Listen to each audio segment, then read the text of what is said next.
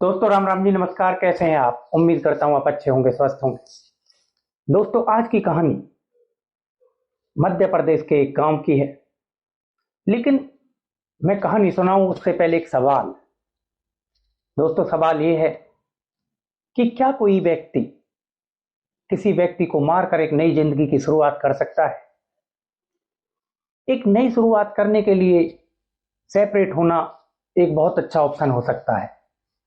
लेकिन आजकल कुछ ऐसे केसों में बहुत बढ़ोतरी हो रही है कि अपने पार्टनर, जिसके साथ कई जन्म रहने का वादा किया, उसी को मारकर एक नई जिंदगी व्यतीत करने का प्लान बनाते हैं, अपने बच्चों का भविष्य खराब करते हैं।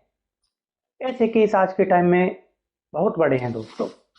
तो ये दोस्तों, आज का जो केस है वो मध्य प्रदेश का है। मध्य प्रदेश में एक क्षेत्र श्योपुर कला, और श्योपुर कला में एक गांव कराहल। करहल गांव में एक मोहल्ला होता है, नाई मोहल्ला। उसी मोहल्ले की ये कहानी है। और उसी मोहल्ले में एक व्यक्ति होता है, नाम होता है उसका रमाकांत तिवारी। रमाकांत तिवारी 49 साल का एक व्यक्ति, और एक स्कूल में वो टीचर था। स्कूल में टीचिंग किया करता था, और चकराम स्कूल नाम था इसका। जिंदगी अच्छी चल रही थी, और रमाकांत की पत्नी होती है, नाम होता है उसका साधना, साधना तिवारी। दोनों के 3 बच्चे, अच्छी जिंदगी चल रही थी। साधना तिवारी आंगनवाड़ी में काम किया करती थी। गांव में आना जाना था। आंगनवाड़ी वर्कर जो होते हैं सभी को जानते भी हैं, और पूरे गांव में आना जाना लगा भी रहता। अब दोनों अपना जीवन व्यतीत कर रहे थे अच्छे तरीके से। इसी बीच साधना जब गांव में जाती तो एक लड़का मनीष साधना से हाय हेलो करता। साधना की उम्र थोड़ी कम थी रमाकांत के मुकाबले। जो साधना थी वो 37 साल की थी, 37 ईयर्स। जब साधना इधर उधर जाती गांव में तो मनीष हाय हेलो किया करता था। तो कहानी पर आते हैं दोस्तों। कहानी है 26 दिसंबर 2025 की।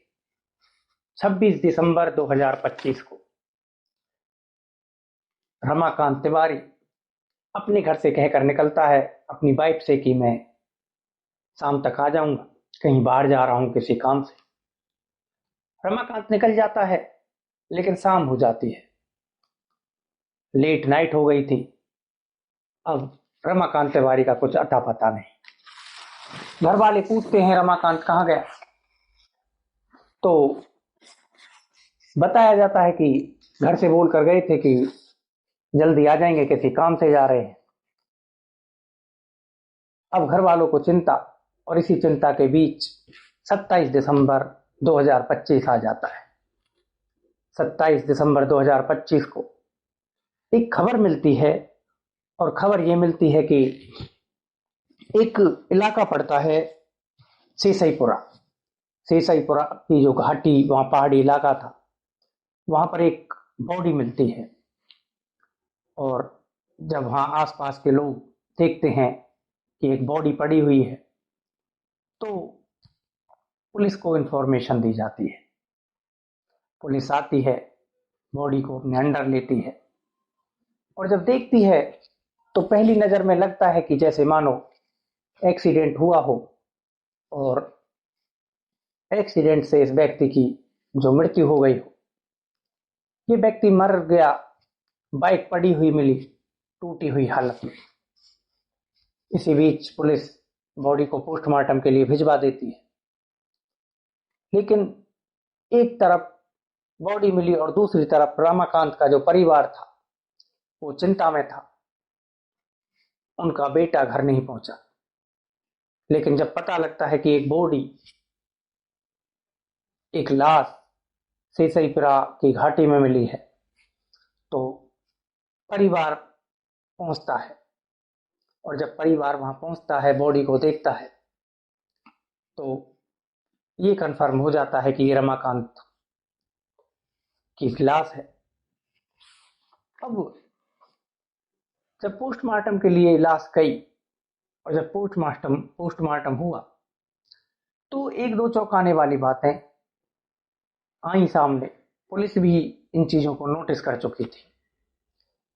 गहरी चोट सिर पर लगने के कारण और दम घुटने के कारण मौत रमाकांत की हुई। रमाकांत पाठक कुछ चोटों से भी ग्रसित था, ऐसी चोटें जो लग रहा था जैसे एक्सीडेंट से नहीं लगी। अब पुलिस अपनी इन्वेस्टिगेशन में लग जाती है और जो आसपास के इलाके में सीसीटीवी कैमरास थे और कॉल रिकॉर्ड जांच करती है और इन्हीं सीसीटीवी कैमरास से एक पुलिस को हाथ लगता है क्ल्यू। और इसी रास्ते चलते चलते पुलिस एक पेट्रोल पंप तक पहुंचती है। पेट्रोल पंप पर सीसीटीवी लगे हुए थे और जब पेट्रोल पंप पर सीसीटीवी देखे जाते हैं, चेक किए जाते हैं, तो 3 लोग एक साथ बात करते हुए दिखाई देते हैं। इन 3 लोगों में रमाकांत पाठक, एक मनीष और एक उसका दोस्त। अब पुलिस मनीष के पीछे लग जाती है क्योंकि ये जब सीसीटीवी चेक किए जाते हैं तो रमाकांत, मनीष और उसका दोस्त अपनी बाइक पेट्रोल पंप पर खड़ी करते हैं और वहां से एक सफेद कलर की गाड़ी में निकलते हुए दिखाई देते हैं। अब पुलिस को मनीष की तलाश थी। मनीष को खोजा जाता है और जब मनीष मिल जाता है तो पुलिस उससे पूछताछ करती है। पूछताछ चल रही थी लेकिन जो मनीष था वो बातों को घुमा रहा था। लेकिन पुलिस अब अपने तरीके से पूछताछ करती है और जब पूछताछ होती है तो मनीष एक कहानी बताता है। मनीष बताता है कि साधना करीब उसकी उम्र की थी और जब वो गांव में काम करने जाया करती तो उसे हाय हेलो करा करता। हाय हेलो करता तो कुछ दिन तक तो जो साधना थी वो चुपचाप जाती रही। लेकिन एक दिन ऐसा आया जब मुस्कान के साथ साधना ने भी उसे हेलो किया और स्माइल देकर गई और उसी दिन से ये कहानी चल पड़ी। अब दोनों के बीच की दोस्ती हुई और कुछ दिनों बाद ये दोस्ती प्यार में बदल गई। अब 3 बच्चों की माँ मनीष के साथ रहने के सपने देखने लगी। लेकिन मनीष के साथ रहना जब तक पॉसिबल नहीं था जब तक रमाकांत पाठक उसकी जिंदगी में था। लेकिन मनीषा ने गलत, जो साधना है उसने मनीष के साथ मिलकर एक गलत रास्ता चुना। अलग होने की बजाय उन्होंने उसे मारने की प्लानिंग स्टार्ट कर दी। 26 दिसंबर से करीब करीब 1.5 महीने पहले उन्होंने रमाकांत को अपने रास्ते से अलग हटाने का प्लान बना लिया और प्लान में साथ लेना था एक व्यक्ति जो उनकी मदद कर सके। इसी प्लान में उन्होंने साथ लिया मनीष के दोस्त सतनाम को। सतनाम गरीब बैकग्राउंड से था, उसे पैसों की जरूरत थी और सतनाम को 4 लाख रुपए का जो ऑफर किया गया रमाकांत को मारने के लिए। अब 4 लाख रुपए आते कहां से? मनीष पेट्रोल पंप पर काम किया करता था, करीब 10-15 हजार उसकी सैलरी हो। लेकिन इसी बीच साधना बोलती है कि पैसे का इंतजाम मैं करूंगी, पहले रमाकांत को रास्ते से हटाते हैं और उसके बाद जो पैसा है मैं दूंगी। अब प्लान बनाते हैं ये और प्लान के बीच जो जब इन दोनों की बात चल रही थी मनीष और साधना की, तो ये बात रमाकांत को पता लग जाती है और रमाकांत घर में विद्रोह होता है, कुछ लड़ाई भी होती है, लेकिन ये दोनों नहीं सुधरते।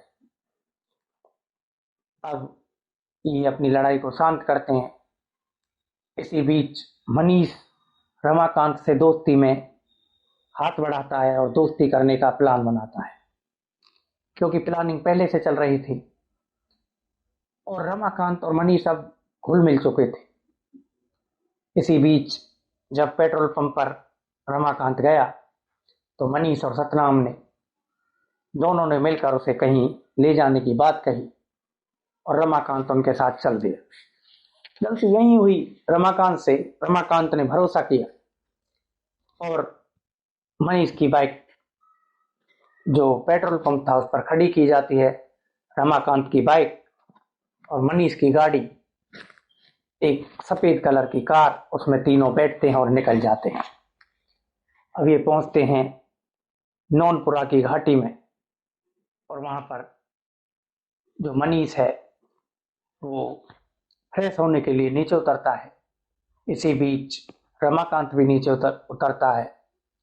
पीछे से सतनाम आता है और उसमें एक सर पर डंडा मारकर जब रमाकांत नीचे गिर जाता है तो कंफर्म करते हैं और इसी कंफर्मेशन में वो दोनों रमाकांत का गला घोटते हैं, मुंह पर हाथ रखकर उसे मारते हैं और जब तक उसकी सांसें बंद नहीं हो जाती उसका जो मुंह है वो नहीं छोड़ते।